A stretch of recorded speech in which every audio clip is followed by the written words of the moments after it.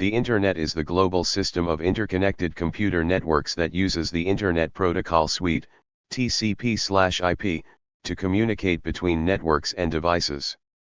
It is a network of networks that consists of private, public, academic, business, and government networks of local to global scope, linked by a broad array of electronic, wireless, and optical networking technologies. The Internet carries a vast range of information resources and services, such as the interlinked hypertext documents and applications of the World Wide Web, www, electronic mail, telephony, and file sharing. The origins of the Internet date back to research that enabled the time-sharing of computer resources and the development of packet switching in the 1960s, which led to the design of computer networks for data communication. The set of rules, communication protocols, to enable internetworking on the Internet arose from research and development commissioned in the 1970s by the Defense Advanced Research Projects Agency, DARPA, of the United States Department of Defense in collaboration with universities and researchers across the United States and in the United Kingdom and France. The ARPANET initially served as a backbone for the interconnection of regional academic and military networks in the United States to enable resource sharing. The funding of the National Science Foundation Network as a new backbone in the 1980s, as well as private funding for other commercial extensions, encouraged worldwide participation in the development of new networking technologies and the merger of many networks using DARPA's Internet Protocol Suite. The linking of commercial networks and enterprises by the early 1990s, as well as the advent of the World Wide Web, marked the beginning of the transition to the modern Internet, and generated sustained exponential growth as generations of institutional, personal, and mobile computers were connected to the network. Although the Internet was widely used by academia in the 1980s, the subsequent commercialization in the 1990s and beyond incorporated its services and technologies into virtually every aspect of modern life. Most traditional communication media, including telephone, radio, television, paper mail, and newspapers, are reshaped, redefined, or even bypassed by the Internet, giving birth to new services such as email, internet telephone, internet television, online music, digital newspapers, and video streaming websites. Newspapers, books, and other print publishing have adapted to website technology or have been reshaped into blogging, web feeds, and online news aggregators. The Internet has enabled and accelerated new forms of personal interaction through instant messaging, Internet forums, and social networking services. Online shopping has grown exponentially for major retailers, small businesses, and entrepreneurs, as it enables firms to extend their brick-and-mortar presence to serve a larger market or even sell goods and services entirely online. Business-to-business and financial services on the Internet affect supply chains across entire industries. The Internet has no single centralized governance in either technological implementation or policies for access and usage. Each constituent network sets its own policies. The overarching definitions of the two principal namespaces on the Internet, the Internet Protocol Address, IP address, space, and the Domain Name System, DNS, are directed by a maintainer organization, the Internet Corporation for Assigned Names and Numbers, ICANN. The technical underpinning and standardization of the core protocols is an activity of the Internet Engineering Task Force, IETF, a non-profit organization of loosely affiliated international participants that anyone may associate with by contributing technical expertise. In November 2006, the Internet was included on USA Today's list of the new 7 wonders. The word Internet was used as early as 1849, meaning interconnected or interwoven. The word Internet was used in 1945 by the United States War Department in a radio operator's manual, and in 1974 as the shorthand form of Internetwork.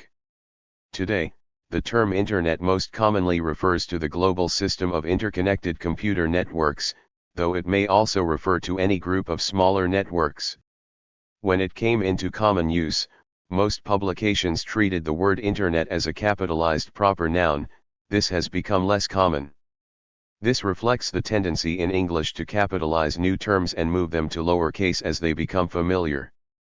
The word is sometimes still capitalized to distinguish the global Internet from smaller networks, though many publications, including the AP-style book since 2016, recommend the lowercase form in every case. In 2016, the Oxford English Dictionary found that, based on a study of around 2.5 billion printed and online sources, Internet was capitalized in 54% of cases. The terms Internet and World Wide Web are often used interchangeably. It is common to speak of going on the Internet when using a web browser to view web pages. However, the World Wide Web, or the web, is only one of a large number of Internet services, a collection of documents, web pages, and other web resources linked by hyperlinks and URLs. In the 1960s, computer scientists began developing systems for time-sharing of computer resources. J.C.R. Licklider proposed the idea of a universal network while working at Bolt Beranek and Newman and, later, leading the Information Processing Techniques Office, IPTO, at the Advanced Research Projects Agency, ARPA, of the United States Department of Defense, DoD. Research into packet switching, one of the fundamental Internet technologies, started in the work of Paul Barron at RAND in the early 1960s and, independently, Donald Davies at the United Kingdom's National Physical Laboratory, NPL, in 1965.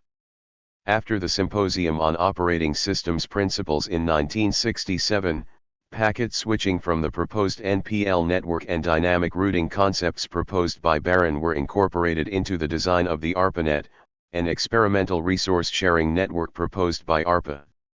ARPANET development began with two network nodes which were interconnected between the University of California, Los Angeles, UCLA, and the Stanford Research Institute, now SRI International, on October 29, 1969. The third site was at the University of California, Santa Barbara, followed by the University of Utah. In a sign of future growth, 15 sites were connected to the young ARPANET by the end of 1971. These early years were documented in the 1972 film Computer Networks, The Heralds of Resource Sharing. Thereafter, the ARPANET gradually developed into a decentralized communications network, connecting remote centers and military bases in the United States. Other user networks and research networks, such as the Merit Network and Cyclades, were developed in the late 1960s and early 1970s. Early international collaborations for the ARPANET were rare. Connections were made in 1973 to Norway, NORSER and NDRE, and to Peter Kirstein's research group at University College London, UCL, which provided a gateway to British academic networks, forming the first internetwork for resource sharing. ARPA projects, the International Network Working Group and commercial initiatives led to the development of various protocols and standards by which multiple separate networks could become a single network or a network of networks. In 1974, Vint Cerf at Stanford University and Bob Kahn at DARPA published a proposal for a protocol for packet network intercommunication. They used the term Internet as a shorthand for Internetwork in RFC 675, and later RFCs repeated this use. Cerf and Kahn credit Louis Posen and others with important influences on the resulting TCP/IP design. National PTTs and commercial providers developed the X.25 standard and deployed it on public data networks. 39. Access to the ARPANET was expanded in 1981 when the National Science Foundation, NSF, funded the Computer Science Network, XNET. In 1982, the Internet Protocol Suite, TCP/IP, was standardized, which facilitated worldwide proliferation of interconnected networks. TCP/IP network access expanded again in 1986 when the National Science Foundation Network, NSFNet, provided access to supercomputer sites in the United States for researchers, first at speeds of 56 kbit/s and later at 1.5 mbit/s and 45 mbit/s. The NSFNet expanded into academic and research organizations in Europe, Australia, New Zealand, and Japan in 1988 to 89. Although other network protocols such as UUCP and PTT public data networks had global reach well before this time, this marked the beginning of the Internet as an intercontinental network. Commercial Internet Service Providers, ISPs, emerged in 1989 in the United States and Australia. The ARPANET was decommissioned in 1990. Steady advances in semiconductor technology and optical networking created new economic opportunities for commercial involvement in the expansion of the network in its core and for delivering services to the public. In mid-1989, MCI Mail and CompuServe established connections to the Internet, delivering email and public access products to the 500,000 users of the Internet. Just months later, on January 1, 1990, PSINet launched an alternate Internet backbone for commercial use, one of the networks that added to the core of the commercial Internet of later years. In March 1990, the first high-speed T1, 1.5 Mbit/s, link between the ENSFNet and Europe was installed between Cornell University and CERN, allowing much more robust communications than were capable with satellites. Later in 1990, Tim Berners-Lee began writing World Wide Web, the first web browser, after 2 years of lobbying CERN management. By Christmas 1990, Berners-Lee had built all the tools necessary for a working web: the Hypertext Transfer Protocol, HTTP, 0.9, the Hypertext Markup Language, HTML, the first web browser, which was also an HTML editor and could access Usenet newsgroups and FTP files, the first HTTP server software, later known as CERN HTTPD, the first web server, and the first web pages that described the project itself. In 1991 the Commercial Internet Exchange was founded, allowing PSINet to communicate with the other commercial networks CE ARPANET and Alternet. Stanford Federal Credit Union was the first financial institution to offer online Internet banking services to all of its members in October 1994. In 1996, OP Financial Group, also a cooperative bank, became the second online bank in the world and the first in Europe. By 1995, the Internet was fully commercialized in the US when the NSFNet was decommissioned, removing the last restrictions on use of the Internet to carry commercial traffic.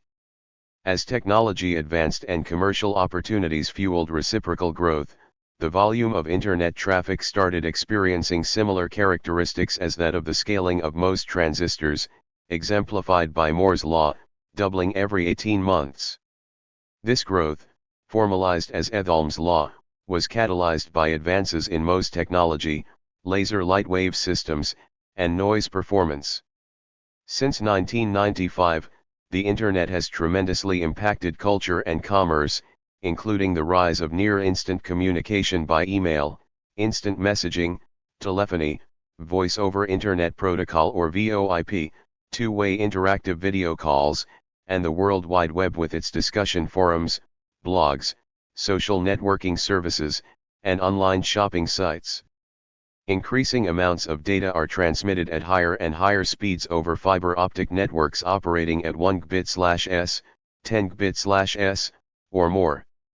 The Internet continues to grow, driven by ever greater amounts of online information and knowledge, commerce, entertainment, and social networking services. During the late 1990s, it was estimated that traffic on the public Internet grew by 100% per year, while the mean annual growth in the number of Internet users was thought to be between 20% and 50%. This growth is often attributed to the lack of central administration, which allows organic growth of the network, as well as the non-proprietary nature of the Internet protocols, which encourages vendor interoperability and prevents any one company from exerting too much control over the network. As of March 31, 2011, the estimated total number of Internet users was 2.095 billion, 30% of world population. It is estimated that in 1993 the Internet carried only 1% of the information flowing through two-way telecommunication. By 2000 this figure had grown to 51%, and by 2007 more than 97% of all telecommunicated information was carried over the Internet. The Internet is a global network that comprises many voluntarily interconnected autonomous networks. It operates without a central governing body. The technical underpinning and standardization of the core protocols, IPv4 and IPv6, is an activity of the Internet Engineering Task Force, IETF, a non-profit organization of loosely affiliated international participants that anyone may associate with by contributing technical expertise. To maintain interoperability, the principal namespaces of the Internet are administered by the Internet Corporation for Assigned Names and Numbers, ICANN. ICANN is governed by an international board of directors drawn from across the Internet technical, business, academic, and other non-commercial communities. ICANN coordinates the assignment of unique identifiers for use on the Internet, including domain names, IP addresses, application port numbers in the transport protocols, and many other parameters. Globally unified namespaces are essential for maintaining the global reach of the Internet. This role of ICANN distinguishes it as perhaps the only central coordinating body for the global Internet. Regional Internet Registries, RIRs, were established for 5 regions of the world. The African Network Information Center, AFRI-NIC, for Africa, the American Registry for Internet Numbers, ARIN, for North America, the Asia Pacific Network Information Center, APNIC, for Asia and the Pacific region, the Latin American and Caribbean Internet Addresses Registry, LACNIC, for Latin America and the Caribbean region, and the Réseau IP Européens, Network Coordination Center, RIPE-NCC, for Europe, the Middle East, and Central Asia were delegated to assign IP address blocks and other Internet parameters to local registries, such as Internet service providers, from a designated pool of addresses set aside for each region. The National Telecommunications and Information Administration, an agency of the United States Department of Commerce, had final approval over changes to the DNS root zone until the IANA stewardship transition on October 1, 2016. The Internet Society, ISOC, was founded in 1992 with a mission to assure the open development, evolution, and use of the Internet for the benefit of all people throughout the world. Its members include individuals, anyone may join, as well as corporations, organizations, governments, and universities. Among other activities, ISOC provides an administrative home for a number of less formally organized groups that are involved in developing and managing the Internet, including the IETF, Internet Architecture Board, IAB, Internet Engineering Steering Group, IESG, Internet Research Task Force, IRTF, and Internet Research Steering Group, IRSG. On November 16, 2005, the United Nations-sponsored World Summit on the Information Society in Tunis established the Internet Governance Forum, IGF, to discuss Internet-related issues. The communications infrastructure of the Internet consists of its hardware components and a system of software layers that control various aspects of the architecture. As with any computer network, the Internet physically consists of routers, media, such as cabling and radio links, repeaters, modems, etc. However, as an example of internetworking, many of the network nodes are not necessarily Internet equipment per se. The Internet packets are carried by other full-fledged networking protocols, with the Internet acting as a homogeneous networking standard, running across heterogeneous hardware, with the packets guided to their destinations by IP routers. Internet service providers, ISPs, establish the worldwide connectivity between individual networks at various levels of scope. End users who only access the Internet when needed to perform a function or obtain information, represent the bottom of the routing hierarchy. At the top of the routing hierarchy are the Tier 1 networks, large telecommunication companies that exchange traffic directly with each other via very high-speed fiber optic cables and governed by peering agreements. Tier 2 and lower-level networks buy Internet transit from other providers to reach at least some parties on the global Internet, though they may also engage in peering. An ISP may use a single upstream provider for connectivity, or implement multi-homing to achieve redundancy and load balancing. Internet exchange points are major traffic exchanges with physical connections to multiple ISPs. Large organizations, such as academic institutions, large enterprises, and governments, may perform the same function as ISPs, engaging in peering and purchasing transit on behalf of their internal networks. Research networks tend to interconnect with large subnetworks such as GANT, Gloriad, Internet2, and the UK's National Research and Education Network, JANET.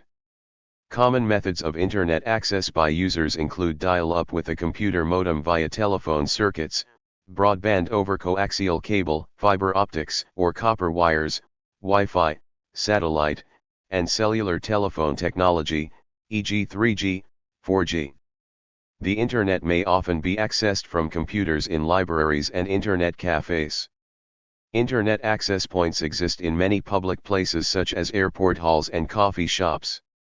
Various terms are used, such as public Internet kiosk, public access terminal, and web payphone. Many hotels also have public terminals that are usually fee-based. These terminals are widely accessed for various usages, such as ticket booking, bank deposit, or online payment. Wi-Fi provides wireless access to the Internet via local computer networks. Hotspots providing such access include Wi-Fi cafes, where users need to bring their own wireless devices, such as a laptop or PDA. These services may be free to all, free to customers only, or fee-based. Grassroots efforts have led to wireless community networks. Commercial Wi-Fi services that cover large areas are available in many cities, such as New York, London, Vienna, Toronto, San Francisco, Philadelphia, Chicago, and Pittsburgh, where the Internet can then be accessed from places such as a park bench.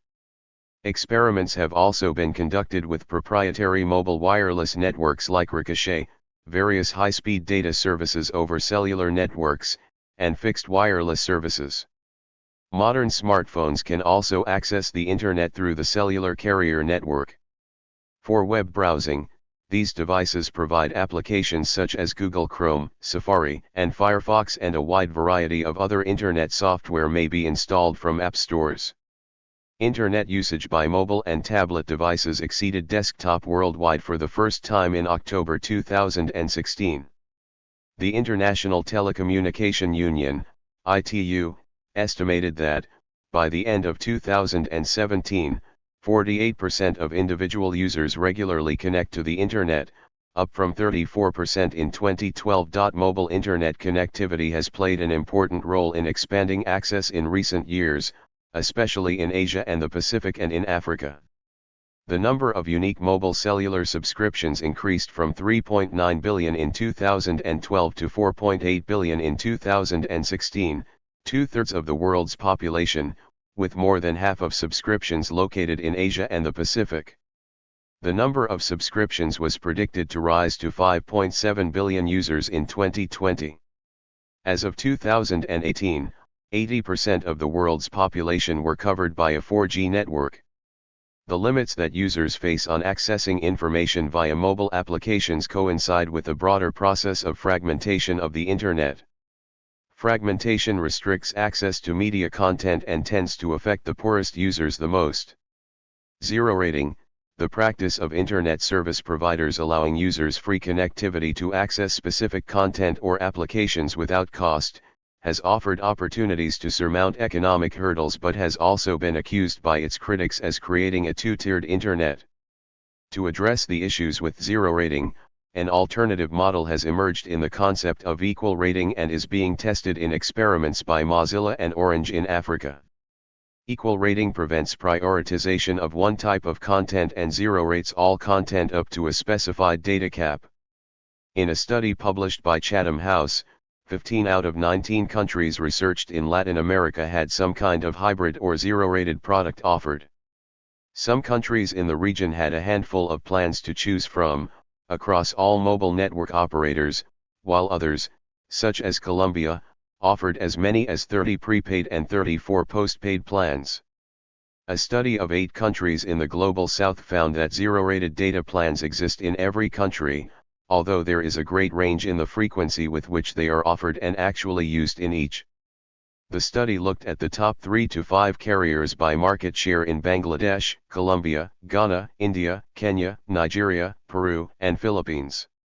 Across the 181 plans examined, 13% were offering zero-rated services.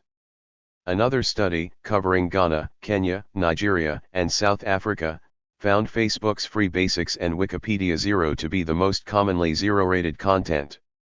The Internet standards describe a framework known as the Internet Protocol Suite, also called TCP/IP, based on the first two components. This is a suite of protocols that are ordered into a set of 4 conceptual layers by the scope of their operation, originally documented in RFC 1122 and RFC 1123. At the top is the application layer, where communication is described in terms of the objects or data structures most appropriate for each application. For example, a web browser operates in a client-server application model and exchanges information with the Hypertext Transfer Protocol, HTTP, and an application germane data structure, such as the Hypertext Markup Language, HTML. Below this top layer, the transport layer connects applications on different hosts with a logical channel through the network. It provides this service with a variety of possible characteristics, such as ordered, reliable delivery, TCP, and an unreliable datagram service, UDP. Underlying these layers are the networking technologies that interconnect networks at their borders and exchange traffic across them.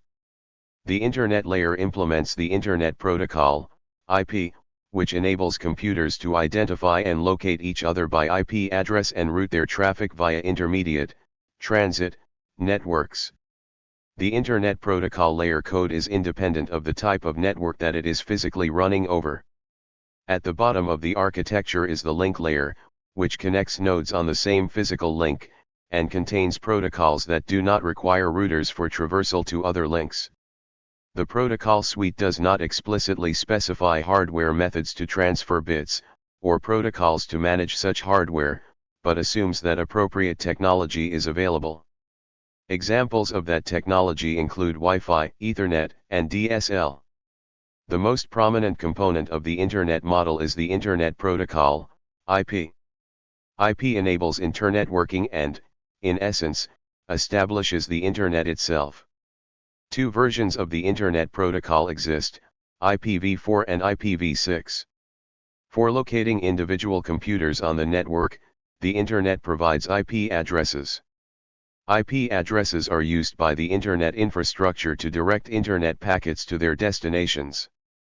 They consist of fixed-length numbers, which are found within the packet. IP addresses are generally assigned to equipment either automatically via DHCP, or are configured. However, the network also supports other addressing systems. Users generally enter domain names, e.g. n.wikipedia.org, instead of IP addresses because they are easier to remember. They are converted by the domain name system, DNS, into IP addresses which are more efficient for routing purposes. Internet Protocol version 4, IPv4, defines an IP address as a 32-bit number. IPv4 is the initial version used on the first generation of the Internet and is still in dominant use. It was designed to address up to 4.3 billion, 109, hosts. However, the explosive growth of the Internet has led to IPv4 address exhaustion, which entered its final stage in 2011, when the global IPv4 address allocation pool was exhausted. Because of the growth of the Internet and the depletion of available IPv4 addresses, a new version of IPv6, was developed in the mid-1990s, which provides vastly larger addressing capabilities and more efficient routing of Internet traffic. IPv6 uses 128 bits for the IP address and was standardized in 1998. IPv6 deployment has been ongoing since the mid-2000s and is currently in growing deployment around the world, since Internet Address Registries, RARs, began to urge all resource managers to plan rapid adoption and conversion. IPv6 is not directly interoperable by design with IPv4. In essence, it establishes a parallel version of the Internet not directly accessible with IPv4 software. Thus, translation facilities must exist for internetworking, or nodes must have duplicate networking software for both networks. Essentially, all modern computer operating systems support both versions of the Internet protocol. Network infrastructure, however, has been lagging in this development.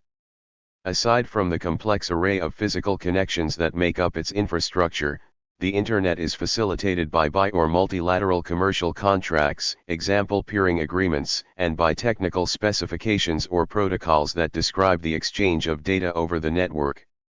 Indeed, the Internet is defined by its interconnections and routing policies. A subnetwork or subnet is a logical subdivision of an IP network. The practice of dividing a network into two or more networks is called subnetting.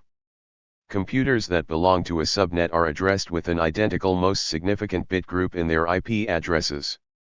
This results in the logical division of an IP address into two fields, the network number or routing prefix and the rest field or host identifier. The rest field is an identifier for a specific host or network interface. The routing prefix may be expressed in classless interdomain routing, CIDR, notation written as the first address of a network, followed by a slash character, slash, and ending with the bit length of the prefix. For example, 198.51.100.0/24 is the prefix of the Internet Protocol version 4 network starting at the given address, having 24 bits allocated for the network prefix, and the remaining 8 bits reserved for host addressing.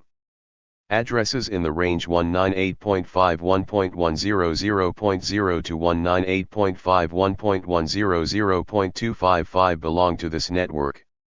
The IPv6 address specification 2001 DB8:32 is a large address block with 296 addresses, having a 32-bit routing prefix. For IPv4, a network may also be characterized by its subnet mask or net mask, which is the bit mask that, when applied by a bitwise AND operation to any IP address in the network, yields the routing prefix. Subnet masks are also expressed in dot decimal notation like an address. For example, 255.255.255.0 is the subnet mask for the prefix 198.51.100.0/24. Traffic is exchanged between subnetworks through routers when the routing prefixes of the source address and the destination address differ. A router serves as a logical or physical boundary between the subnets. The benefits of subnetting an existing network vary with each deployment scenario. In the address allocation architecture of the Internet using CIDR and in large organizations, it is necessary to allocate address space efficiently. Subnetting may also enhance routing efficiency or have advantages in network management when subnetworks are administratively controlled by different entities in a larger organization. Subnets may be arranged logically in a hierarchical architecture, partitioning an organization's network address space into a tree-like routing structure. Computers and routers use routing tables in their operating system to direct IP packets to reach a node on a different subnetwork. Routing tables are maintained by manual configuration or automatically by routing protocols. End nodes typically use a default route that points toward an ISP providing transit, while ISP routers use the border gateway protocol to establish the most efficient routing across the complex connections of the global Internet. The default gateway is the node that serves as the forwarding host, router, to other networks when no other route specification matches the destination IP address of a packet.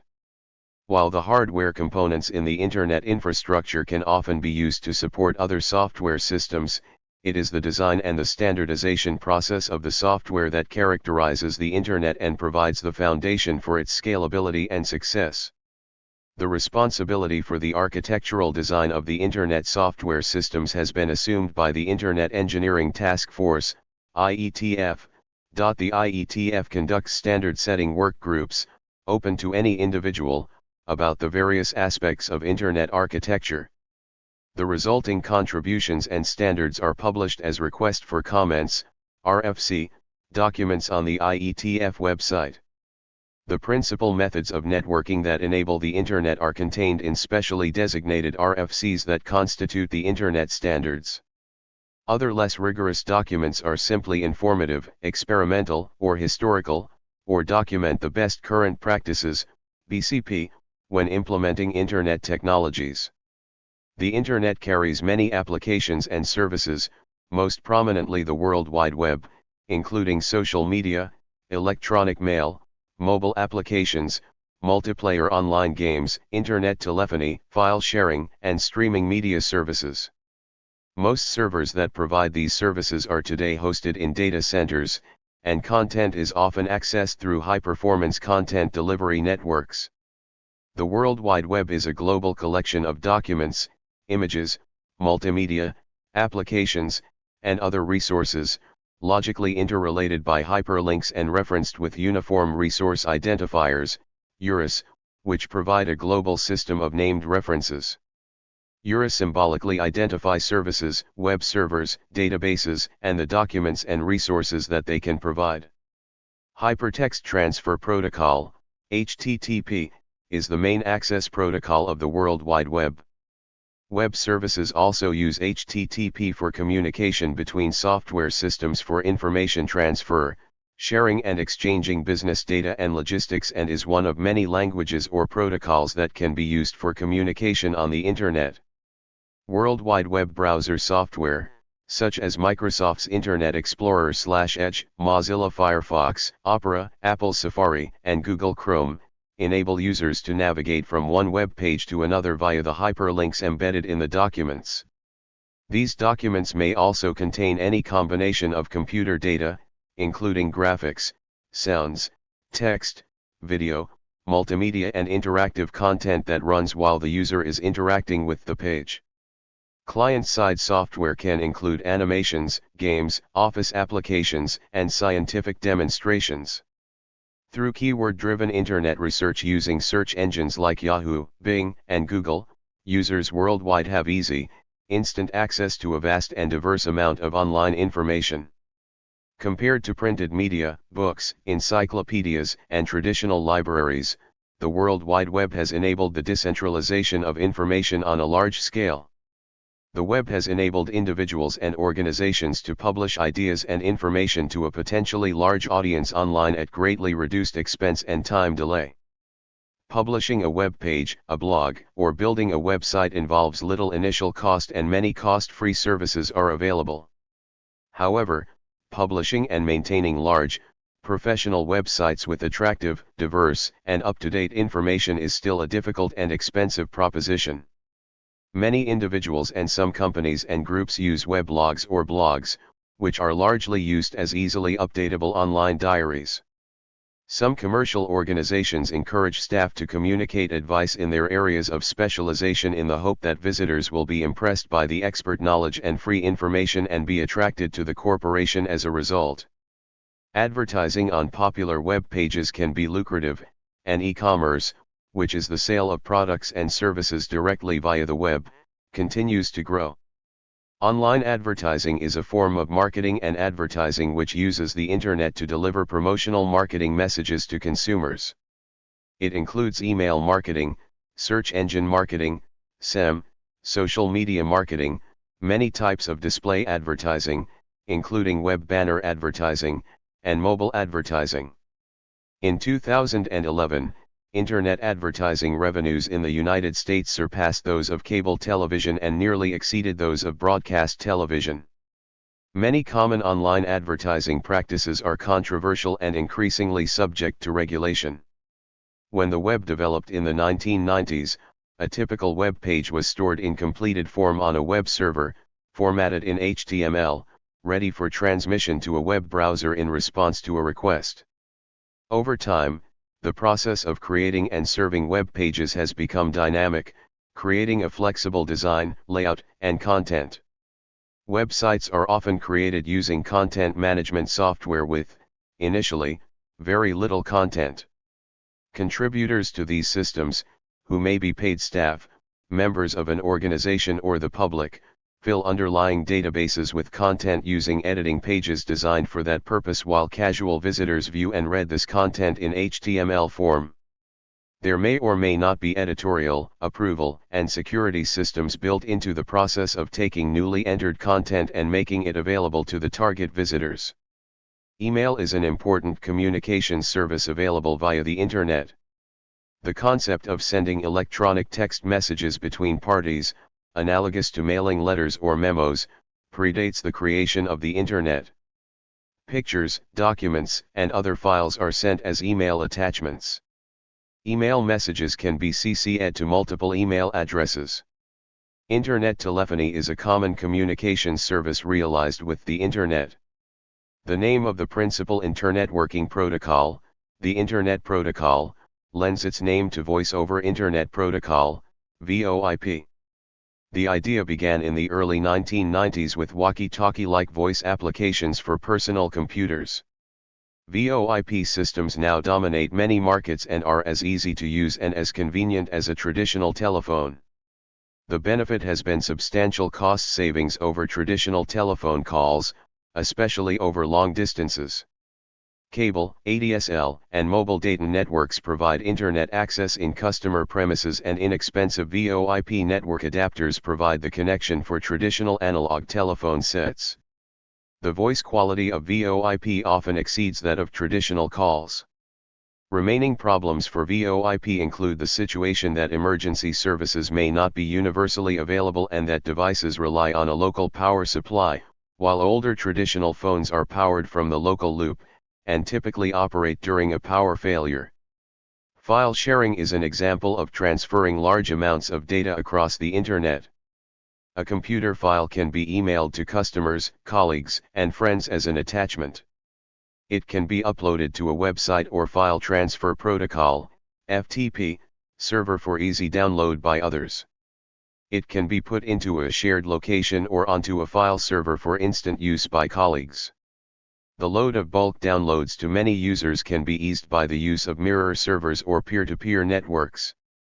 In any of these cases, access to the file may be controlled by user authentication, the transit of the file over the Internet may be obscured by encryption, and money may change hands for access to the file. The price can be paid by the remote charging of funds from, for example, a credit card whose details are also passed, usually fully encrypted, across the Internet. The origin and authenticity of the file received may be checked by digital signatures or by MD5 or other message digests. These simple features of the Internet, over a worldwide basis, are changing the production, sale, and distribution of anything that can be reduced to a computer file for transmission.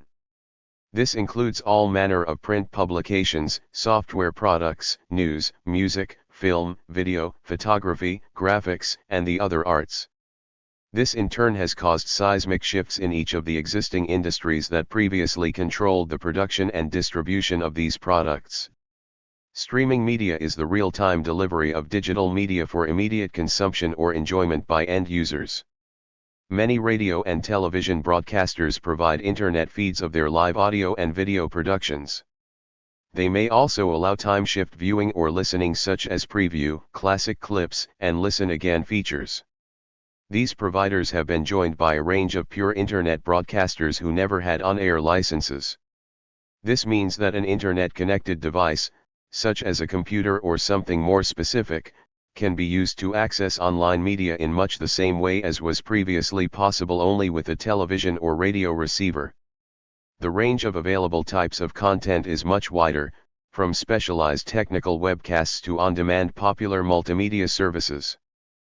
Podcasting is a variation on this theme, where usually audio material is downloaded and played back on a computer or shifted to a portable media player to be listened to on the move.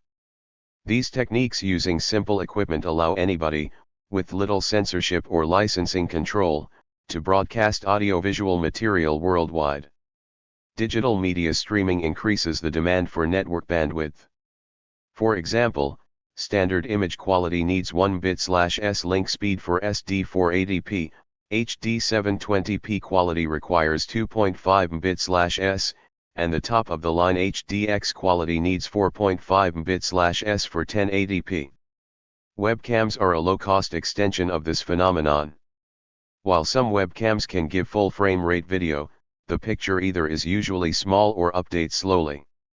Internet users can watch animals around an African waterhole, ships in the Panama Canal, traffic at a local roundabout, or monitor their own premises, live and in real time. Video chat rooms and video conferencing are also popular, with many uses being found for personal webcams, with and without two-way sound. YouTube was founded on February 15, 2005 and is now the leading website for free streaming video with more than 2 billion users. It uses an HTML5-based web player by default to stream and show video files. Registered users may upload an unlimited amount of video and build their own personal profile. YouTube claims that its users watch hundreds of millions, and upload hundreds of thousands of videos daily. The Internet has enabled new forms of social interaction, activities, and social associations. This phenomenon has given rise to the scholarly study of the sociology of the Internet. The early Internet left an impact on some writers who used symbolism to write about it, such as describing the Internet as a means to connect individuals in a vast invisible net over all the earth. Between 2000 and 2009, the number of Internet users globally rose from 390 million to 1.9 billion. By 2010, 22% of the world's population had access to computers, with 1 billion Google searches every day, 300 million Internet users reading blogs, and 2 billion videos viewed daily on YouTube. In 2014, the world's Internet users surpassed 3 billion, or 44% of world population, but two-thirds came from the richest countries, with 78% of Europeans using the Internet, followed by 57% of the Americas. However, by 2018, Asia alone accounted for 51% of all Internet users, with 2.2 billion out of the 4.3 billion Internet users in the world. China's Internet users surpassed a major milestone in 2018, when the country's Internet Regulatory Authority, China Internet Network Information Center, announced that China had 802 million users. China was followed by India, with some 700 million users, with the United States third with 275 million users. However, in terms of penetration, in 2022 China had a 70% penetration rate compared to India's 60% and the United States' 90%. In 2022, 54% of the world's Internet users were based in Asia, 14% in Europe, 7% in North America, 10% in Latin America and the Caribbean, 11% in Africa, 4% in the Middle East and 1% in Oceania. In 2019, Kuwait, Qatar, the Falkland Islands, Bermuda, and Iceland had the highest Internet penetration by the number of users, with 93% or more of the population with access. As of 2022, it was estimated that 5.4 billion people use the Internet, more than two-thirds of the world's population. The prevalent language for communication via the Internet has always been English. This may be a result of the origin of the Internet, as well as the language's role as a lingua franca and as a world language. Early computer systems were limited to the characters in the American Standard Code for Information Interchange, ASCII, a subset of the Latin alphabet. After English, 27%, the most requested languages on the World Wide Web are Chinese, 25%, Spanish, 8%, Japanese, 5%, Portuguese and German, 4% each, Arabic, French and Russian, 3% each, and Korean, 2%. The Internet's technologies have developed enough in recent years, especially in the use of Unicode, that good facilities are available for development and communication in the world's widely used languages. However, some glitches such as Moji Bake, incorrect display of some languages' characters, still remain. In a US study in 2005, the percentage of men using the Internet was very slightly ahead of the percentage of women, although this difference reversed in those under 30. Men logged on more often, spent more time online, and were more likely to be broadband users, whereas women tended to make more use of opportunities to communicate, such as email. Men were more likely to use the internet to pay bills, participate in auctions, and for recreation such as downloading music and videos. Men and women were equally likely to use the internet for shopping and banking.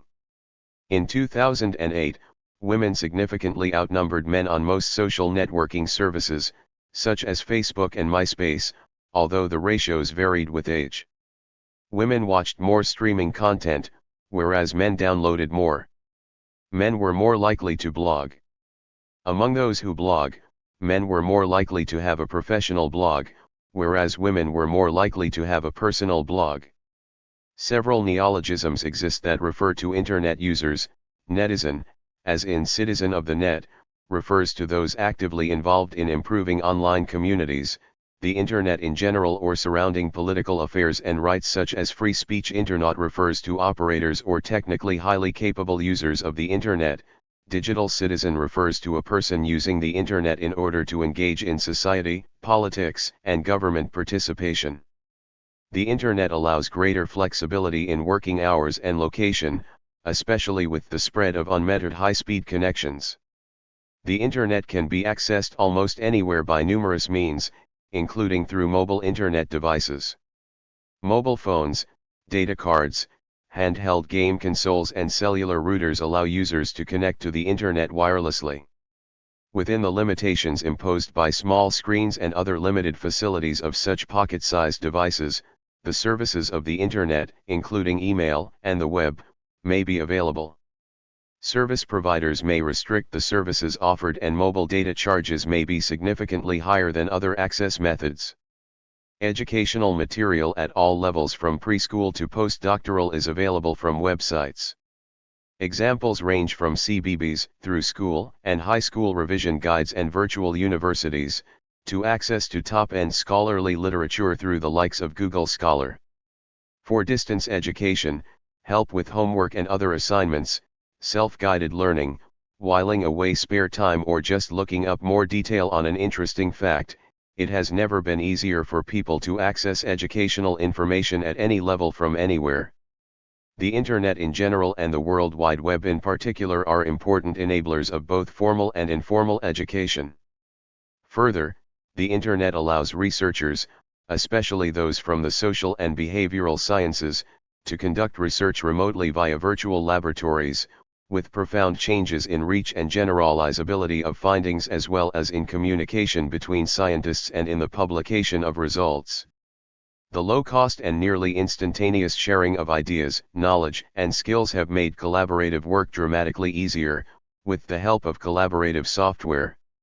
Not only can a group cheaply communicate and share ideas, but the wide reach of the internet allows such groups more easily to form. An example of this is the free software movement, which has produced, among other things, Linux, Mozilla Firefox, and OpenOffice.org, later forked into LibreOffice. Internet chat, whether using an IRC chat room, an instant messaging system, or a social networking service, allows colleagues to stay in touch in a very convenient way while working at their computers during the day. Messages can be exchanged even more quickly and conveniently than via email. These systems may allow files to be exchanged, drawings and images to be shared, or voice and video contact between team members. Content management systems allow collaborating teams to work on shared sets of documents simultaneously without accidentally destroying each other's work. Business and project teams can share calendars as well as documents and other information. Such collaboration occurs in a wide variety of areas including scientific research, software development, conference planning, political activism, and creative writing. Social and political collaboration is also becoming more widespread as both internet access and computer literacy spread. The internet allows computer users to remotely access other computers and information stores easily from any access point. Access may be with computer security, i.e. authentication, and encryption technologies, depending on the requirements. This is encouraging new ways of remote work, collaboration, and information sharing in many industries. An accountant sitting at home can audit the books of a company based in another country, on a server situated in a third country that is remotely maintained by IT specialists in a fourth. These accounts could have been created by home-working bookkeepers, in other remote locations, based on information emailed to them from offices all over the world. Some of these things were possible before the widespread use of the Internet, but the cost of private leased lines would have made many of them infeasible in practice. An office worker away from their desk, perhaps on the other side of the world on a business trip or a holiday, can access their emails, access their data using cloud computing, or open a remote desktop session into their office PC using a secure virtual private network, VPN, connection on the Internet. This can give the worker complete access to all of their normal files and data, including email and other applications, while away from the office. It has been referred to among system administrators as the virtual private nightmare, because it extends the secure perimeter of a corporate network into remote locations and its employees' homes. By late 2010s, Internet has been described as the main source of scientific information for the majority of the global North population. Many people use the World Wide Web to access news, weather, and sports reports, to plan and book vacations and to pursue their personal interests. People use chat, messaging, and email to make and stay in touch with friends worldwide, sometimes in the same way as some previously had pen pals. Social networking services such as Facebook have created new ways to socialize and interact. Users of these sites are able to add a wide variety of information to pages, pursue common interests, and connect with others. It is also possible to find existing acquaintances, to allow communication among existing groups of people. Sites like LinkedIn foster commercial and business connections. YouTube and Flickr specialize in users' videos and photographs. Social networking services are also widely used by businesses and other organizations to promote their brands, to market to their customers, and to encourage posts to go viral. Black hat social media techniques are also employed by some organizations, such as spam accounts and astroturfing. A risk for both individuals and organizations writing posts, especially public posts, on social networking services, is that especially foolish or controversial posts occasionally lead to an unexpected and possibly large-scale backlash on social media from other Internet users. This is also a risk in relation to controversial offline behavior, if it is widely made known. The nature of this backlash can range widely from counter-arguments and public mockery, through insults and hate speech, to, in extreme cases, rape and death threats. The online disinhibition effect describes the tendency of many individuals to behave more stridently or offensively online than they would in person. A significant number of feminist women have been the target of various forms of harassment in response to posts they have made on social media, and Twitter in particular has been criticized in the past for not doing enough to aid victims of online abuse. For organizations, such a backlash can cause overall brand damage, especially if reported by the media. However, this is not always the case, as any brand damage in the eyes of people with an opposing opinion to that presented by the organization could sometimes be outweighed by strengthening the brand in the eyes of others. Furthermore, if an organization or individual gives in to demands that others perceive as wrong-headed, that can then provoke a counter-backlash. Some websites, such as Reddit, have rules forbidding the posting of personal information of individuals, also known as doxing, due to concerns about such postings leading to mobs of large numbers of Internet users directing harassment at the specific individuals thereby identified. In particular, the Reddit rule forbidding the posting of personal information is widely understood to imply that all identifying photos and names must be censored in Facebook screenshots posted to Reddit. However, the interpretation of this rule in relation to public Twitter posts is less clear, and in any case, like-minded people online have many other ways they can use to direct each other's attention to public social media posts they disagree with. Children also face dangers online such as cyberbullying and approaches by sexual predators, who sometimes pose as children themselves. Children may also encounter material that they may find upsetting, or material that their parents consider to be not age-appropriate. Due to naivete, They may also post personal information about themselves online, which could put them or their families at risk unless warned not to do so. Many parents choose to enable internet filtering or supervise their children's online activities in an attempt to protect their children from inappropriate material on the internet. The most popular social networking services, such as Facebook and Twitter, commonly forbid users under the age of 13. However, these policies are typically trivial to circumvent by registering an account with a false birth date, and a significant number of children aged under 13 join such sites anyway. Social networking services for younger children, which claim to provide better levels of protection for children, also exist. The Internet has been a major outlet for leisure activity since its inception, with entertaining social experiments such as MUDs and MOOs being conducted on university servers, and humor-related Usenet groups receiving much traffic. Many Internet forums have sections devoted to games and funny videos. The Internet pornography and online gambling industries have taken advantage of the World Wide Web. Although many governments have attempted to restrict both industries' use of the Internet, in general, this has failed to stop their widespread popularity. Another area of leisure activity on the Internet is multiplayer gaming. This form of recreation creates communities, where people of all ages and origins enjoy the fast-paced world of multiplayer games. These range from MMORPG to first-person shooters, from role-playing video games to online gambling. While online gaming has been around since the 1970s, modern modes of online gaming began with subscription services such as GameSpy and MPlayer. Non-subscribers were limited to certain types of gameplay or certain games. Many people use the Internet to access and download music, movies, and other works for their enjoyment and relaxation. Free and fee-based services exist for all of these activities, using centralized servers and distributed peer-to-peer technologies. Some of these sources exercise more care with respect to the original artist's copyrights than others. Internet usage has been correlated to users' loneliness. Lonely people tend to use the Internet as an outlet for their feelings and to share their stories with others, such as in the "I am lonely, will anyone speak to me" thread.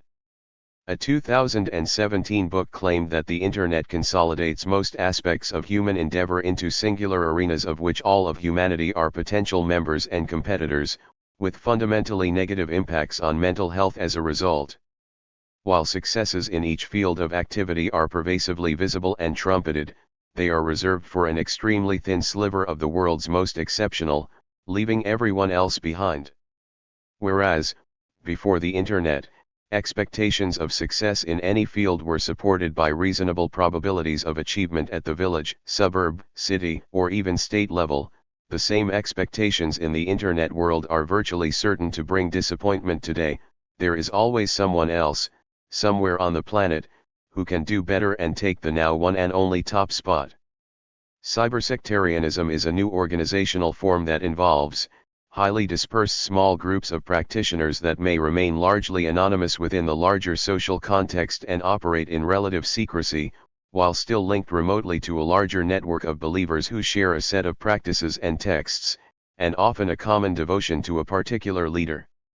Overseas supporters provide funding and support, domestic practitioners distribute tracts, participate in acts of resistance, and share information on the internal situation with outsiders. Collectively, members and practitioners of such sects construct viable virtual communities of faith, exchanging personal testimonies and engaging in the collective study via email, online chat rooms, and web-based message boards. In particular, the British government has raised concerns about the prospect of young British Muslims being indoctrinated into Islamic extremism by material on the Internet, being persuaded to join terrorist groups such as the so-called Islamic State, and then potentially committing acts of terrorism on returning to Britain after fighting in Syria or Iraq. Cyberslacking can become a drain on corporate resources. The average UK employee spent 57 minutes a day surfing the web while at work, according to a 2003 study by Peninsula Business Services. 133 Internet addiction disorder is excessive computer use that interferes with daily life. Nicholas G. Carr believes that Internet use has other effects on individuals, for instance improving skills of scan reading and interfering with the deep thinking that leads to true creativity. Electronic business, e-business, encompasses business processes spanning the entire value chain: purchasing, supply chain management, marketing, sales, customer service, and business relationship. E-commerce seeks to add revenue streams using the Internet to build and enhance relationships with clients and partners.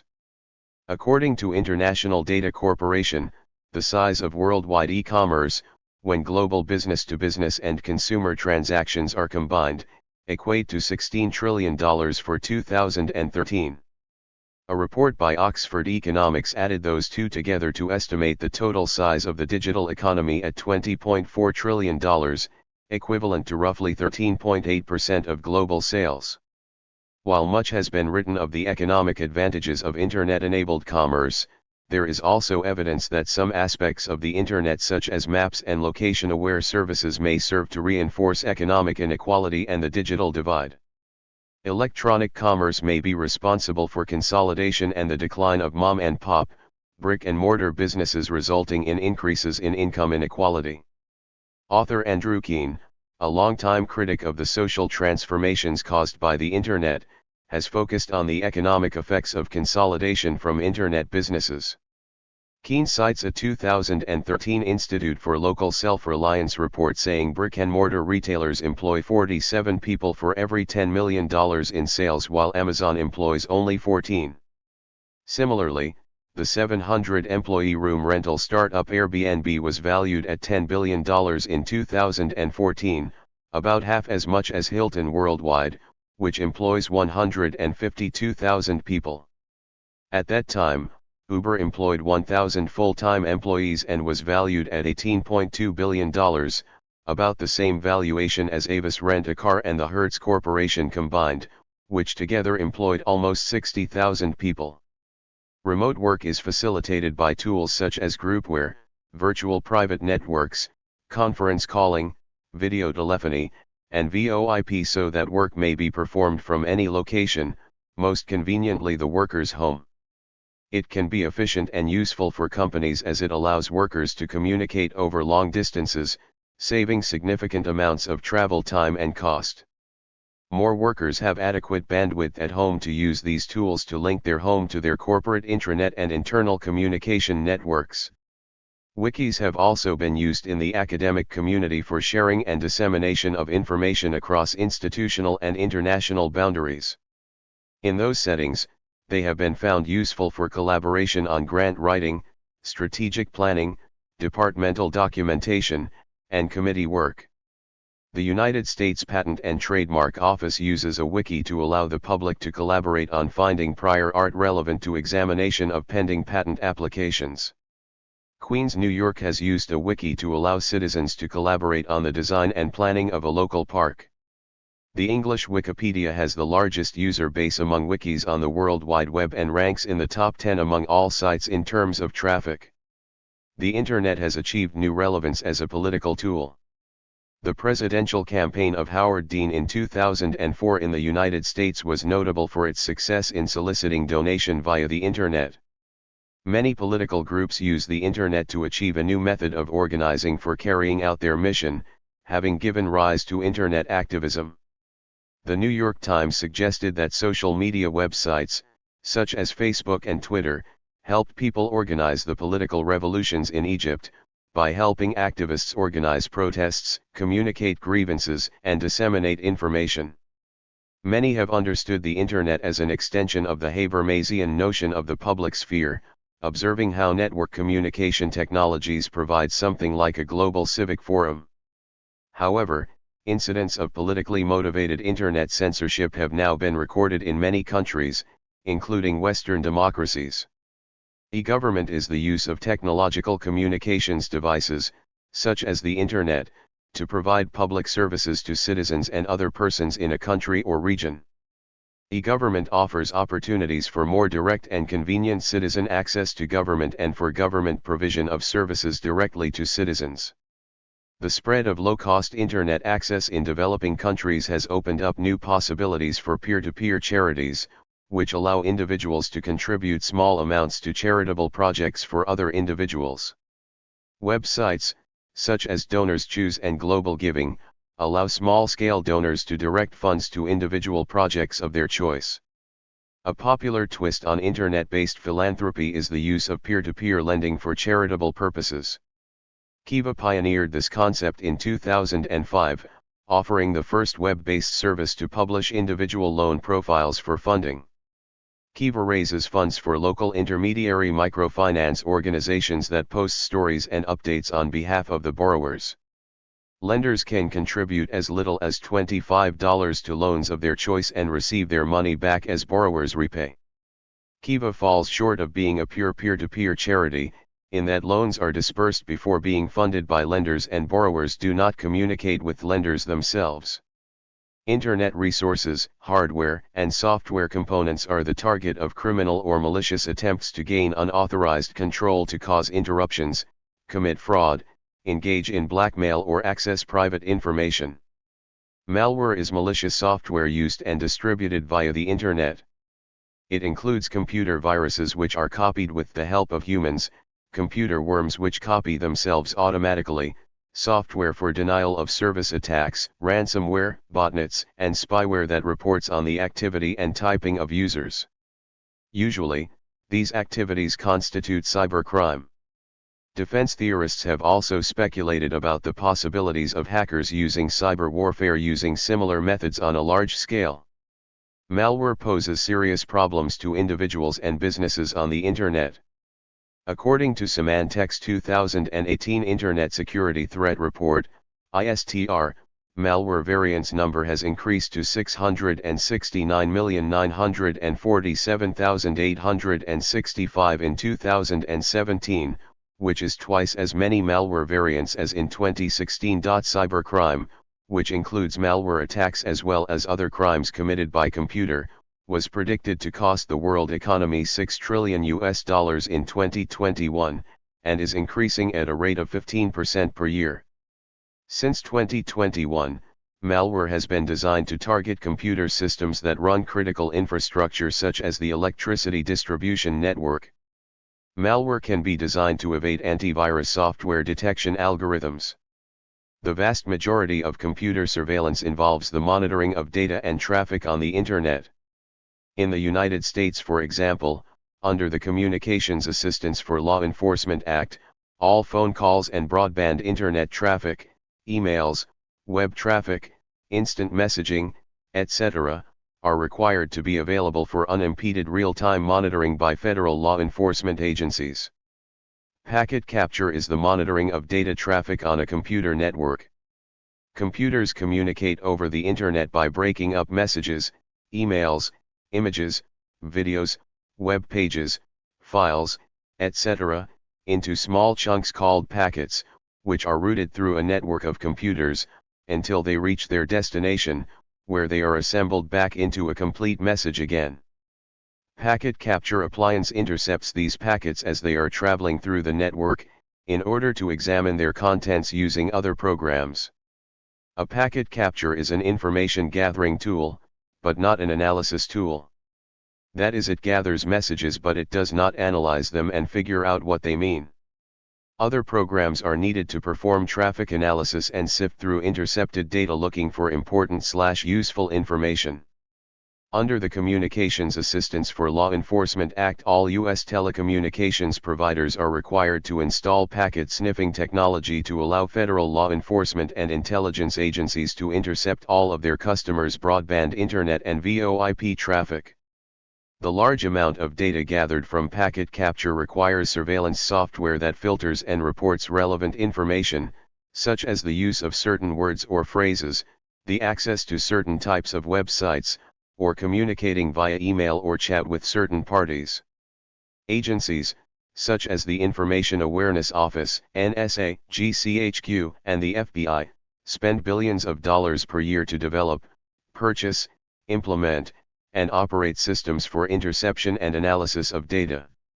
Similar systems are operated by Iranian secret police to identify and suppress dissidents. The required hardware and software were allegedly installed by German Siemens AG and Finnish Nokia. Some governments, such as those of Burma, Iran, North Korea, mainland China, Saudi Arabia, and the United Arab Emirates, restrict access to content on the Internet within their territories, especially to political and religious content, with domain name and keyword filters. In Norway, Denmark, Finland, and Sweden, major Internet service providers have voluntarily agreed to restrict access to sites listed by authorities. While this list of forbidden resources is supposed to contain only known child pornography sites, the content of the list is secret. Many countries, including the United States, have enacted laws against the possession or distribution of certain material, such as child pornography, via the Internet, but do not mandate filter software. Many free or commercially available software programs, called content control software, are available to users to block offensive websites on individual computers or networks in order to limit access by children to pornographic material or depiction of violence. As the Internet is a heterogeneous network, its physical characteristics, including, for example, the data transfer rates of connections, vary widely. It exhibits emergent phenomena that depend on its large-scale organization. The volume of Internet traffic is difficult to measure because no single point of measurement exists in the multi-tiered, non-hierarchical topology. Traffic data may be estimated from the aggregate volume through the peering points of the Tier 1 network providers, but traffic that stays local in large provider networks may not be accounted for. An Internet blackout or outage can be caused by local signaling interruptions. Disruptions of submarine communications cables may cause blackouts or slowdowns to large areas, such as in the 2008 submarine cable disruption. Less developed countries are more vulnerable due to the small number of high-capacity links. Land cables are also vulnerable, as in 2011 when a woman digging for scrap metal severed most connectivity for the nation of Armenia. Internet blackouts affecting almost entire countries can be achieved by governments as a form of Internet censorship, as in the blockage of the Internet in Egypt, whereby approximately 93% of networks were without access in 2011 in an attempt to stop mobilization for anti-government protests. Estimates of the Internet's electricity usage have been the subject of controversy, according to a 2014 peer-reviewed research paper that found claims differing by a factor of 20,000 published in the literature during the preceding decade, ranging from 0.0064 kWh per gigabyte transferred, kWh/GB, to 136 kWh/GB. The researchers attributed these discrepancies mainly to the year of reference, i.e. whether efficiency gains over time had been taken into account, and to whether end devices such as personal computers and servers are included in the analysis. In 2011, academic researchers estimated the overall energy used by the Internet to be between 170 and 307 GW, less than 2% of the energy used by humanity. This estimate included the energy needed to build, operate, and periodically replace the estimated 750 million laptops, a billion smartphones and 100 million servers worldwide, as well as the energy that routers, cell towers, optical switches, Wi-Fi transmitters and cloud storage devices use when transmitting Internet traffic. According to a non-peer-reviewed study published in 2018 by the Shift Project, a French think tank funded by corporate sponsors, nearly 4% of global CO2 emissions could be attributed to global data transfer and the necessary infrastructure. The study also said that online video streaming alone accounted for 60% of this data transfer and therefore contributed to over 300 million tons of CO2 emission per year, and argued for new digital sobriety regulations restricting the use and size of video files. Thank you for watching this video.